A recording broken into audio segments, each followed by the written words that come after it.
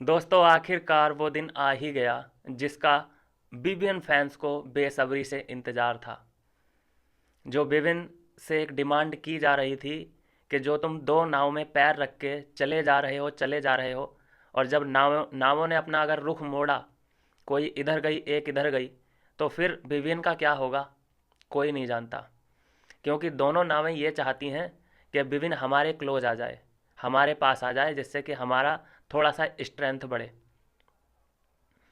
तो बीवी नौरेन अली आई और उसने जो सिखाया है, जो बातें बोली हैं, वन टू वन, बिल्कुल एक दो चीज़ें छोड़कर बिल्कुल सही बात बोली है। और उस पर कम से कम एग्री करना चाहिए, विभिन्न को ध्यान देना चाहिए अपनी वाइफ की सभी बातों पे। किसी को भी मेरे हिसाब से जो एक एक माइनस पॉइंट था नौरेन अली का, कि किसी को भी अच्छा नहीं बताया विभिन्न के लिए, किसी को भी अच्छा नहीं बताया। मतलब फिर तो ये हुआ ना कि विभिन्न जो है दोस्ती करने में नाकाम रहा किसी से, किसी को वो अपना ट्रू फ्रेंड नहीं बना सका। इसका मतलब ये भी होता है। तो कम से कम आप सभी को ये मत बोलो कि उस पर विश्वास नहीं करना, उससे दोस्ती मत रखना, उससे दूरी बना के रखना, उससे दूर रहना। हाँ जी। कम से कम एक जेन्युइन फ्रेंड तो ऐसा होना ही चाहिए कि चल ठीक है, तूने मुझे नॉमिनेट किया, ले फिर भी मैं तेरे साथ हूँ। करणवीर वाला हिसाब कर दो यहाँ पे कि तूने मेरे साथ गलत किया, ले फिर भी मैं तेरे साथ हूँ। जैसे कि वो शिल्पा के साथ है ना टंगा हुआ, वो उसका मास्टर स्ट्रोक था कि ले शिल्पा, तू मुझे नॉमिनेट कर रही है, तूने मुझे टाइम गॉड नहीं बनाया, ले फिर भी मैं तेरे साथ हूँ, तेरे साथ चलता रहूँगा, आगे बढ़ता रहूँगा। हीरो बन गया ना वो, यही सब चीज़ें कर करके। और अगर अविनाश ने नॉमिनेट किया और बहुत स्ट्रॉन्ग रीज़न दिया था, हम सब जानते हैं, और धोखा उसमें कुछ था ही नहीं, क्योंकि 2 हफ्ते से वो आदमी बोल रहा है कि मुझे ये चीज़ें आपकी पसंद नहीं आ रही हैं, इनको चेंज करो। अगर उसी हफ्ते विभिन्न शिल्पा को नॉमिनेट कर देता, जैसा कि अभी दिखाई दे रहा है प्रोमो में कि शिल्पा को भी नॉमिनेट किया है, करणवीर को भी नॉमिनेट किया है, ये श्री गणेश तो उन्हें बहुत पहले कर देना चाहिए था। लेकिन ठीक है, देर आए दुरुस्त आए। तो ये नौबत ही नहीं आती ना, फिर अविनाश वर्सेस विविन वाली नौबत ही नहीं आनी थी।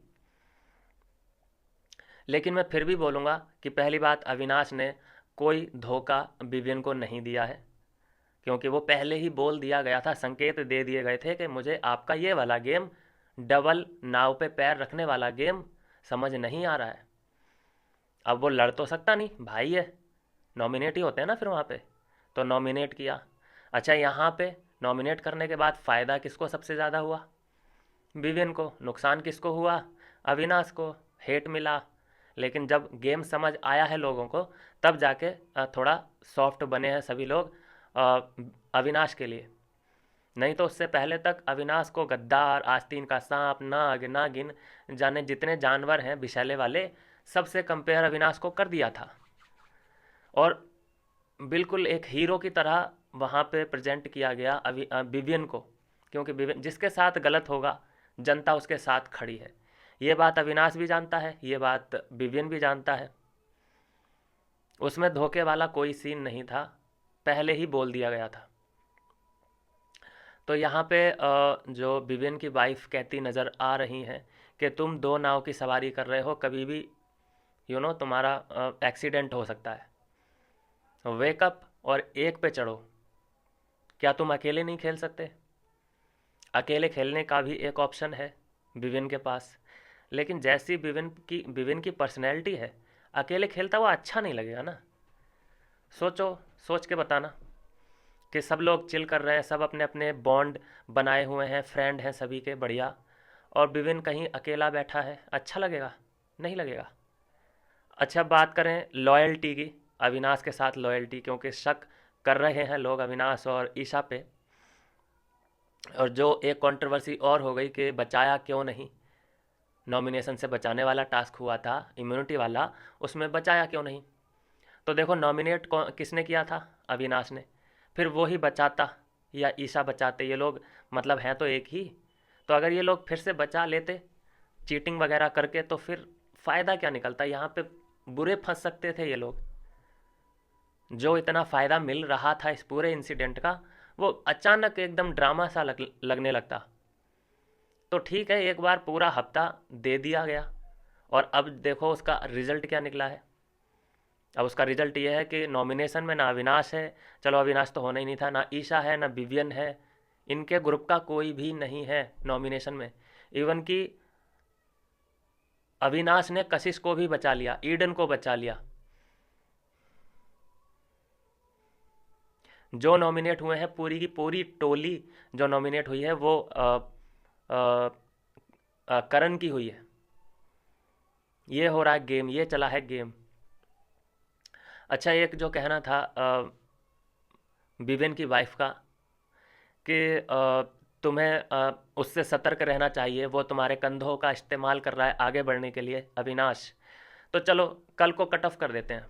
एक सीन सोच के देखो कि कल से विविन की अविनाश के साथ हो जाए लड़ाई, और विविन हो जाए अकेला, और उधर उस पर भी विश्वास करने से मना कर दिया है करण पे या रजत पे, कि किसी पे विश्वास करना ही नहीं, तुम्हें अकेले खेलना है। और अविनाश से भी लड़ ले विविन, तो फिर कैसा लगेगा? वहाँ पे अविनाश हीरो बन जाएगा। अविनाश हीरो बनना ही बनना है, क्योंकि वो तो लड़ाई करने आया नहीं है सामने से। उसने इनफैक्ट लड़ाई वाला कोई सीन क्रिएट विविन के साथ किया ही नहीं है। नॉमिनेशन को तुम ये नहीं बोल सकते कि ये लड़ाई करना चाहता है, कंधों का इस्तेमाल। पहले ही आदमी बोल रहा है 2 हफ्ते पहले कि तुम मुझे क्लियरिटी दे दो, प्रूफ करके दिखा दो कि तुम्हारा ये जो सीन चल रहा है इसमें सिर्फ तुम 3 ही लोग समझ में आ रहे हो, कि गेम तुम्हारे इर्द गिर्द घूम रहा है, जबकि मैं भी आया हूँ यहाँ पे ट्रॉफी जीतने के हिसाब से, मेरा तो कोई नाम ही नहीं हो रहा है। तो क्लियरिटी दे दो मुझे, गेम ये पसंद नहीं आ रहा, चेंज करो इसे। और वैसे भी तुम उन लोगों के साथ बैठते हो, बॉन्ड तुम उन लोगों के साथ बना रहे हो जो मुझे पसंद नहीं है, क्योंकि तुम मेरे दोस्त हो, तो इसलिए मैं ये बात तुमसे कह पा रहा हूँ। तो फिर यहाँ पे विविन को अगर उन्हीं के साथ रहना था, तो विविन यहाँ पे रिप्लाई कर सकता था कि भाई देख, तेरा और मेरा ये पिक्चर अलग है, और जो उनके साथ मेरी पिक्चर चल रही है वो अलग है। Got it? अगर तुझे चलना है साथ मेरे ऐसे ही तो चल सकता है, और अगर तुझे प्रॉब्लम हो रही है तो तू अपना देख ले फिर। अगर ये विविन उसी वक्त बोल दे तो वहाँ पे क्लियरिटी मिल जाती।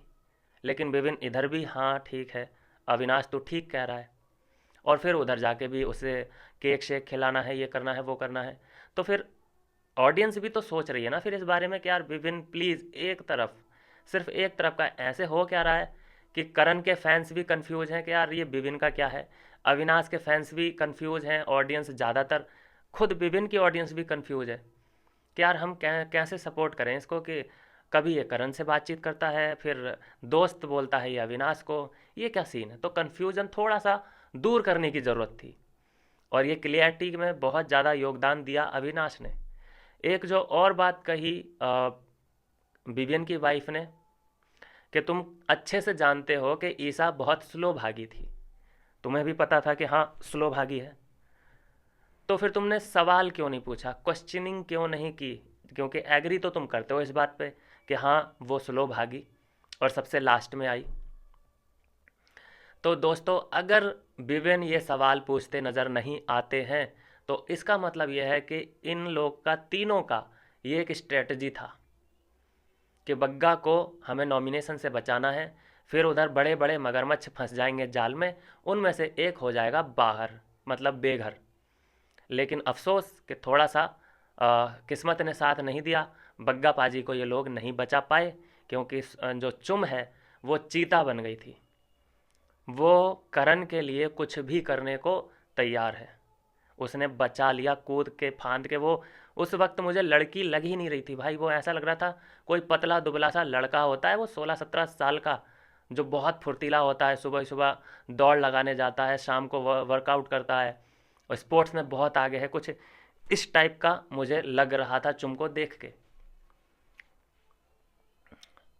तो ये पूरा क्रेडिट जाता है कि चुम ने कहीं ना कहीं बचाया है करणवीर मेहरा को, और बग्गा पाजी को ना बचा पाने का सबसे बड़ा रीज़न चुम ही बनी। तो वाकई हम सब जानते हैं, पूरा देश जानता है कि उस समय पे ईसा स्लो भागी थी, कोई डिनाई नहीं कर रहा इस बात को। लेकिन लोग सोचने पे ये मजबूर हैं कि अगर वहाँ पे भी गलत लगा विविन को तो सवाल पूछो। सवाल विविन इसलिए नहीं पूछ रहा है क्योंकि विविन खुद उस प्लान में शामिल था। बात दोनों से लगातार अविनाश कर रहा था कि ये प्लान है मेरा, ये प्लान है, खुद समझ जाओ, मैं नहीं समझाऊंगा, ये प्लान है मेरा, खुद समझ जाओ, मैं नहीं बताऊंगा। हालांकि पूछने की कोशिश करी थी वो पता नहीं क्यों नाम के लिए, मात्र दिखावा करने के लिए पूछा था क्या विवेन ने, क्योंकि वो स्ट्रांगली नहीं पूछा था, उसने रिप्लाई दिया नहीं कुछ भी। तो बोलना चाहिए ना कि भाई तेरा जवाब दे, मैंने ये पूछा है तुझसे कि तू स्लो क्यों भागी, लास्ट में तूने क्यों रखा, क्योंकि तू आगे तो पहुंच गई थी, लेकिन तूने फिर भी नहीं दिया, क्यों नहीं दिया। लेकिन ये वर्ड मतलब पूछा ही नहीं गया ना स्ट्रांग तरीके से, क्योंकि आंसर चाहिए ही नहीं, क्योंकि तीनों लोग उसमें शामिल थे, ये स्ट्रेटजी थी इन लोगों की। तो जो भी पिछले हफ्ते जितनी भी घटनाएं घटी हैं, मैं बोल रहा हूँ दोस्तों, टेंशन की कोई बात नहीं है। विभिन्न को बहुत बड़ा फ़ायदा इस इन सभी चीज़ों से होता नज़र आ रहा है। ये सब ड्रामा क्रिएट जो अलग अलग चीज़ें इन लोगों ने ट्राई की हैं, इन्हें बहुत बड़ा फ़ायदा इसमें हुआ है। अभी आप मुझे बता दीजिए, खुद खुद आप इस बात के प्रमाण हैं कि अभी करणवीर का कहाँ पे नाम लिया जा रहा है। Karanvir show, Karanvir show, Karanvir show पिछले हफ्ते तक हो रहा था, लेकिन जैसे ही टाइम गॉड बना है अविनाश, उसने पूरा खेल पलट दिया, पूरी बाजी पलट दी।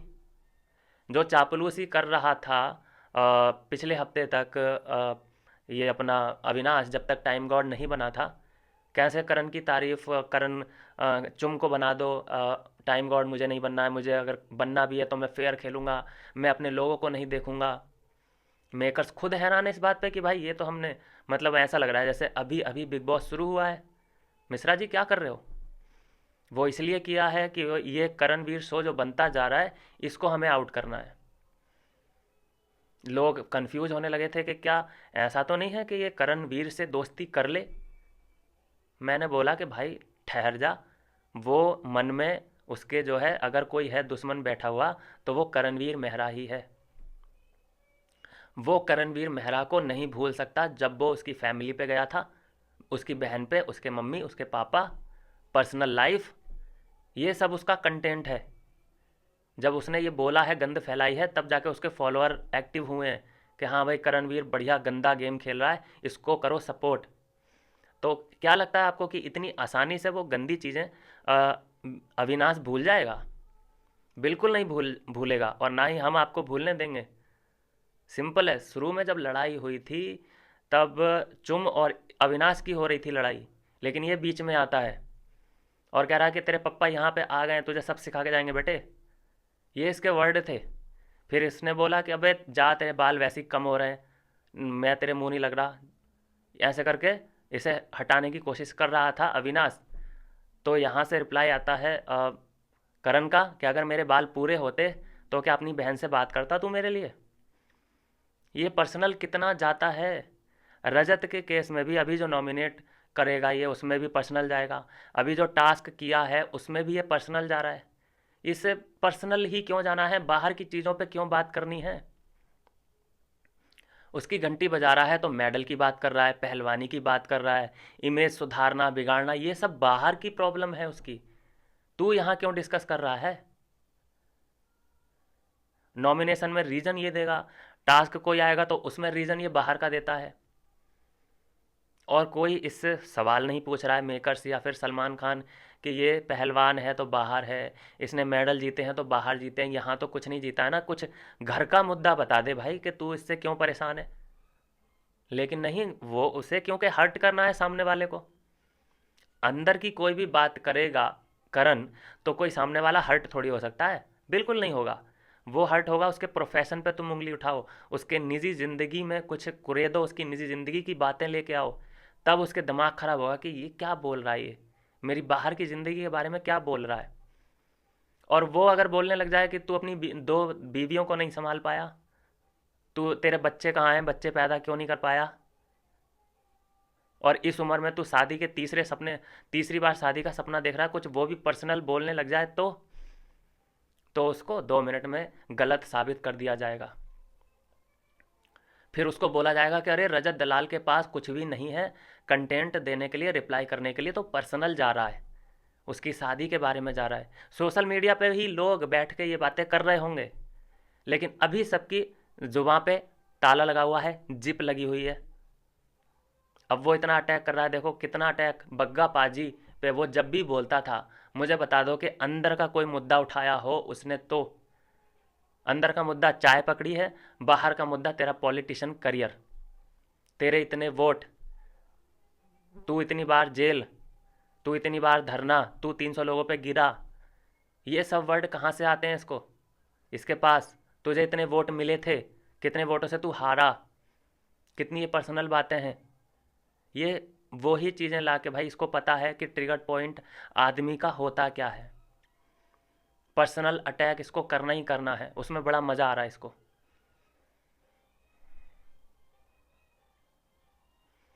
चुम का देखिए, जब करण अविनाश को टारगेट कर रहा था हर हफ्ते, हर नॉमिनेशन में, हर टाइम गॉड टास्क में, या वैसे ही नॉर्मली टास्क में, या राशन टास्क में, जब ये करण अविनाश को टारगेट करता था, तो चुम भी उसके पीछे पीछे अविनाश पे ही टारगेट करती थी।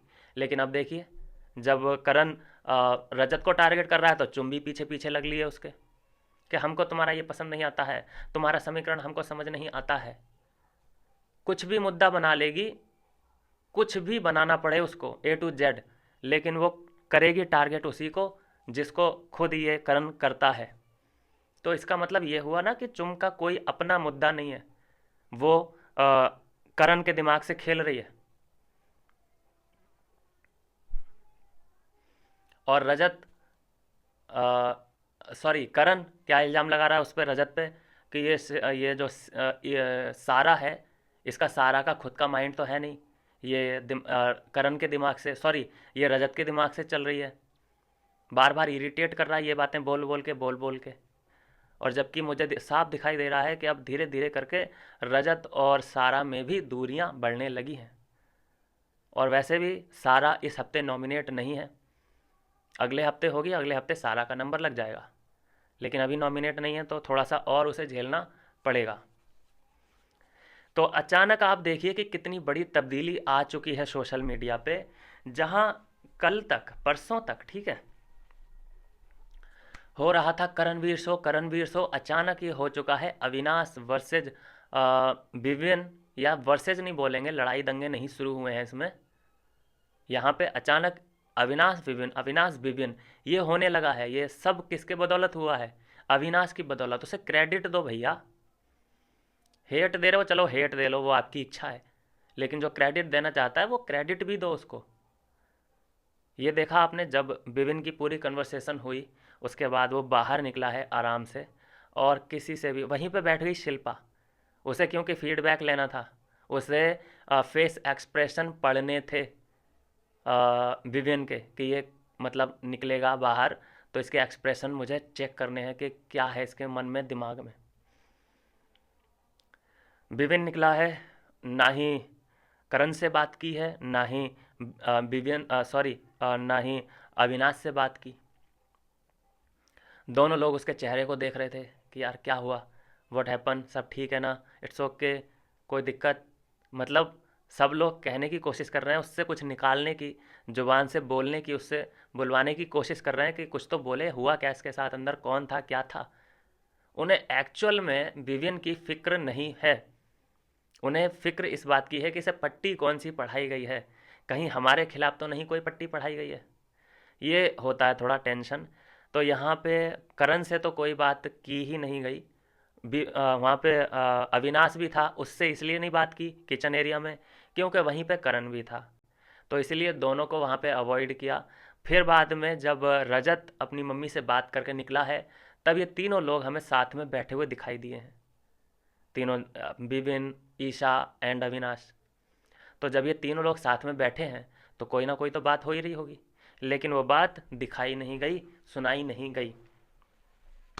मेकर्स भी अपना दिमाग लगाते हैं ना थोड़ा सा, वो भी गेम खेलते हैं, वो ये जानते हैं कि हमें व्यूवर को क्या दिखाना है, क्या नहीं दिखाना है। तो अगर देखिए दोस्तों, सिंपल है, बिल्कुल सिंपल है, अब कहानी बिल्कुल जो 360 डिग्री घूम चुकी है उसके बारे में बात कर लेते हैं। अगर विविन ने सीधे सीधे नॉमिनेट अब कर दिया है करण को और शिल्पा को, तो दोस्ती किससे होगी ऑटोमेटिक? जो अविनाश चाहता था। अविनाश यही तो चाहता था कि भाई उधर से कट ऑफ करो, एक सीधी सीधी लड़ाई लड़ते हैं, तो ऐसा कर दिया है अब विविन ने।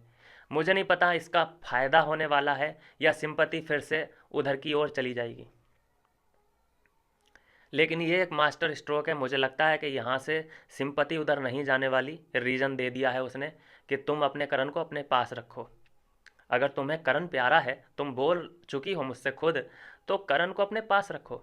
लेकिन फिर यहाँ पे काउंटर क्वेश्चन आ सकता है, जो कि वो करेगा ही करेगा, जिसका नाम करण है, कि भाई तुझे अब दिखा है, तुझे अब दिख रहा है क्या कि मैं इम्पोर्टेंट हूँ इनके लिए। 50 दिन तू रह लिया ना, अभी मैं हूँ इम्पोर्टेंट, तो तू अब जल क्यों रही है तेरी। तो वो सवाल पूछ रहा है। वो विपिन ने बोला, भाई तेरे को मैं अब आंसरेबल करने के लिए नहीं हूँ यहाँ पे बैठा, मैं ज़रूरी नहीं समझता तेरा किसी भी बात का रिप्लाई। क्योंकि वो भैया 11-12 साल से मेहरा को जानता है। ये कन्वर्सेशन के बीच में ही 10 सवाल ना खड़े कर देता है सामने। कन्वर्सेशन नहीं करता, ये सवालों का बहुत बड़ा गुलदस्ता है इसके पास। आप इससे कोई भी कन्वर्सेशन करोगे ना, और इसे उस कन्वर्सेशन में कोई भी इंटरेस्ट नहीं है और इसे ना ही जवाब देने हैं, तो ये उस पर भी क्रॉस क्वेश्चन करता रहता है, क्रॉस क्वेश्चनिंग करता रहता है। और अगर आंसर इसे नहीं करना है तो गोल गोल गोल गोल गोल गोल बातों का बहुत बड़ा बतूनी आदमी है, बकैती नंबर 1 है इसके पास।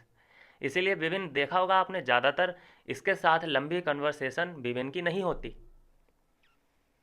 तो गेम थोड़ा सा ऐसा है कि रजत थोड़ा सा अकेला है, ना ही वो विभिन्न की साइड है, ना ही वो करण की साइड है। दिग्विजय भी अकेला है, लेकिन वो मानने को तैयार नहीं है। वो मानता है कि मेरा करण है, लेकिन करण एक्चुअल में उसका नहीं है। ये दोनों हैं, एक साथ हैं अभी। विपिन और अविनाश कब तक साथ रहेंगे हमें नहीं पता, लेकिन लग तो रहा है कि जेन्युइन है इनका बॉन्ड। बस ऑडियंस की दिल के लिए, ऑडियंस के मन में जो एक क्वेश्चन है कि तुम एक स्ट्रिक्टली ये पूछ लो ईशा से कि वो स्लो क्यों भागी, स्लो क्यों भागी, जानबूझ के क्यों हराया, ताकि ये क्वेश्चन, मतलब ये जो मुद्दा है ये ख़त्म हो सके। बाकी हमें तो पता है, मुझे तो पता है कि क्यों ये लोग स्लो भागे, क्यों नॉमिनेशन से विवेन को नहीं बचाया। क्योंकि ऐसा है कि सबको तो मेरी वीडियो के थ्रू पता चल नहीं सकता, क्योंकि ये थोड़ी ना है कि मेरी वीडियो पे 1 मिलियन या 2 मिलियन व्यूज़ आते हैं। जितने भी आते हैं तो उससे उतने ही लोगों को पता चल पाता है जितने लोग देख लेते हैं। तो ये प्रॉब्लम हो रही है और यही कन्फ्यूज़न धीरे धीरे बढ़ रहा है। तो थोड़ा शेयर अगर कर दोगे तो थोड़ा और हेल्प मिल जाएगी। मेरी एक पुरानी वीडियो जो मैंने खुलासा कर रखा है उसमें, कि ऐसा क्यों हुआ, क्यों स्लो भागी है वो ईशा, उसका रीज़न क्या है, इन तीनों की प्लानिंग क्या थी उस वक्त, ये सब मैंने डिटेल में वीडियो के थ्रू बता रखा है। तो ये है दोस्तों, रजत की मम्मी भी आई और उन्होंने दिग्विजय और करण पे निशाना साधा है। मैं बोल रहा हूँ ना दोस्तों, पर्सनल अगर करण ना जाए ना किसी पे, तो ये लड़ ही नहीं सकता। फिर करण की रजत की मम्मी ने भी यही कि यार ये बाहर की बातें बहुत कर रहा है। दिग्विजय भी बाहर की बातें कर रहा है, करण भी बाहर की बातें कर रहा है कि इसके पास इतने मेडल, ये मेडल जीतने का क्या फ़ायदा, पहलवान है, बाहर पहलवानी कर, अंदर क्यों आया, ये वो। बस ये जब भी हर्ट इन लोगों को करना होता है तो बाहर की बातें लेके आ जाते हैं शो के अंदर। और जब रजत वाकई उसकी आंखें भरने ही वाली थी भाई, मेरा भी दिमाग ख़राब हो गया। मैं परेशान हो गया कि यार ना ये रोए तो आदमी, मेरे आंसू निकल आए भाई साहब। मैं देख रहा था वीडियो, मेरे आंसू निकल आए। रजत के लिए मैं फील कर गया कि भाई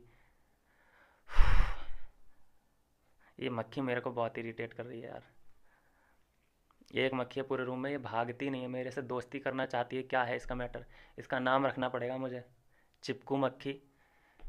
शायद ये इस क्रश है इसको मुझ पे।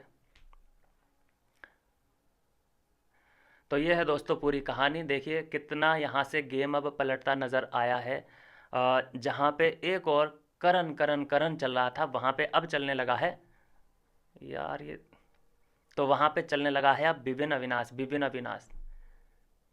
और इन दोनों में इतना इंटरेस्ट ले भी रहे हैं लोग, इनके बारे में बात कर भी रहे हैं लोग। दोस्तों जानकर आपको हैरानी होगी कि जब से ये रील वायरल हुई है, ये रील मतलब सामने आई है विविन की और उसकी उनकी वाइफ की, अभी तक मैंने 2 घंटे पहले देखा था 3.2 मिलियन व्यूज़ उस पर आ चुके हैं। और आई थिंक अब तो काफ़ी और बढ़ गए होंगे। समझ रहे हैं आप, तो क्रेज़ तो है लोगों में, देखना चाहते हैं विवियन को। और उसी के सामने एक रील और थी जो अविनाश और ईशा की थी, जो रोमांटिक लव एंगल निकालने की ये लोग कोशिश कर रहे हैं। उसके भी समथिंग समथिंग इतने ही थे। तो दोनों लोग ये इस वक्त वायरल चल रहे हैं, लोग इनके बारे में जानना समझना चाहते हैं। और ये सब हो पाया है दोस्तों, ये जो हुआ है इंसिडेंट जो हुए हैं, जो नॉमिनेट किया है, ये मास्टर स्ट्रोक था। विभिन्न को नॉमिनेट करना अविनाश का ये बहुत बड़ा मास्टर स्ट्रोक था। कोई माने ना माने भाई, मैं तो मानता हूँ बहुत फायदा हुआ है विवेन को जाने अनजाने में। ये जब बाहर आ जाएगा तब पता चलेगा विवेन को। लेकिन एक भी बात जो है नौरेन ने पॉजिटिव वाली नहीं कही विवेन, सॉरी, अविनाश के बारे में कि ठीक है तुम वहाँ बैठते हो, वहाँ बैठ सकते हो। मेरा एक सवाल है दोस्तों कि चलो अविनाश भी बुरा है विवेन के लिए, ईशा भी बुरी है, करण भी बुरा है, रजत भी बुरा है, तो फिर अच्छा कौन है? देखो हम विपिन को तो बहुत अच्छे से जानते हैं कि वो तो सबके लिए अच्छा ही है। मतलब ये है कहने का कि वो अगर किसी का दोस्त है तो वो दोस्त में दगाबाजी नहीं करता, उसे दगा मिल जाता है, कई जगह से दगा मिला है। जैसे कि शिल्पा के लिए भी एक कमेंटमेंट किया था विवियन ने कि अगर मैंने तुम्हारे कंधे पे हाथ रख दिया है तो तुम मुझे अगर आधी रात को भी फ़ोन करोगी तो मैं वहाँ मिलूँगा तुम्हें तुम्हारी हेल्प के लिए। लेकिन जब उधर से वो रिस्पॉन्स नहीं आ रहा है, उधर से चालबाजियाँ चल रही हैं, तो यहाँ पे माथे पे कोई हुतिया थोड़ी ना लिखा है। तुम्हें जब एक ही आदमी के लिए प्रायोरिटी अपनी देनी है, सेट कर रखी है, तो मैं तुम्हारी पूंछ थोड़ी हूँ कि तुम्हारे पीछे पीछे पीछे पीछे कि मुझे भी अटेंशन दे दो, मुझे भी अपना लाडला बना लो। यहाँ तुम्हारा लाडला थोड़ी ना बनना है। तो ये है कि जल्दी से जल्दी ये सब चीज़ें क्लियर हो रही हैं। भाई बहुत पहले ये हो गया होता सीन, बहुत पहले हो गया होता अगर अविनाश की बात मान ली होती विपिन ने, लेकिन नहीं मानी। क्योंकि वो भी थोड़ा बहुत कि यार चलो ठीक ही है जो भी चल रहा है, अपने शैल में रहते हैं, वैसे ही मुझे फैमिली की याद आ रही है और मेरी फुटेज बन ही जाती है क्योंकि मेरा एक एंगल चल रहा है ऑलरेडी। लेकिन उस सेल को तोड़ने का काम अविनाश ने किया। थोड़ी सी बुराई झेलनी पड़ी, थोड़ा सा क्रिटिसिज्म हेट भी झेलना पड़ा, लेकिन वीकेंड के बार पे वो क्लियर कर दिया कि सर ये मैं सोच रहा था। और फेयर गेम खेला है। फेयर गेम खेल के ही देखो करण का मत्था चटकाया है। फेयर गेम खेल के जो वाहवाही लूटी है ना करण की, उससे गेम खराब हुआ है करण का, जो करण मेहरा शो चल रहा था। अगर तुमने अपने दोस्त, अपने मतलब सबसे बड़े दुश्मन, अपने सबसे बड़े प्रतिद्वंदी से अपने लिए तारीफ करवा ली है तो इसका मतलब तुम शो जीतने ही वाले हो, तुमने विजय हासिल कर ली है। इसीलिए इस वीकेंड के वार पे निशाना बनाया ही नहीं गया क्योंकि दुश्मन तारीफ कर रहा है। एक मैडम बोले कि I am proud of you, तो ये वहीं पे पटखनी दे दी थी। अविनाश ने उसी वक्त उन लोगों को पटखनी दे दी कि तारीफ करवा ली, चुम से भी तारीफ करवाई है, शिल्पा से भी और करण से भी। अब सवाल ये होगा आपके मन में कि चलो विविन की वाईफाई, वाईफाई नहीं वाइफ आई, विविन की वाइफ आई, आई ओपनर दिया, मार्गदर्शन किया, उसके बाद अब स्टेप क्या रहने वाला है? देखो पहला बॉम्ब तो फोड़ ही दिया है। नॉमिनेशन में जो नाम लिए हैं विविन ने, करणवीर और शिल्पा, दोनों को ही नकार दिया है कि मैं तुम्हारा कोई नहीं लगता और ना ही करण तुम मेरे दोस्त लगते हो, सिंपल एज दैट।